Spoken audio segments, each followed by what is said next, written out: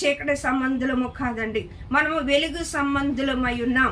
దేవాతి దేవుడు ఆయన మహాదైశ్వర్యమైన వెలుగు, ఆయనలో ఎంత మాత్రమున చీకటి లేదని దేవుని వాక్యం చదివిస్తుంది.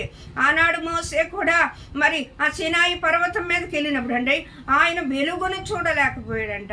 ఆయన వెలుగును చూడలేక ఆయన ఆ 40 రోజులు కూడా ఆ దర్శనమును చూస్తూ దేవునితో గడిపినప్పుడు ఆయన ముఖము ప్రకాశమానంగా వెలిగించబడ్డది.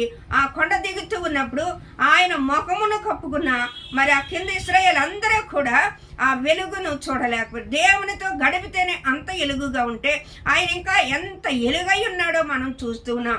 యేసు ప్రభు వారు మరి పేతురు, సీమోను వీళ్ళందరితో కూడా ముగ్గురు పర్ణశాలలో వెళ్ళినప్పుడు అక్కడ కూడా మరి మోసే మరి ఏలీ వీళ్ళందరూ దిగి వచ్చినప్పుడు అక్కడ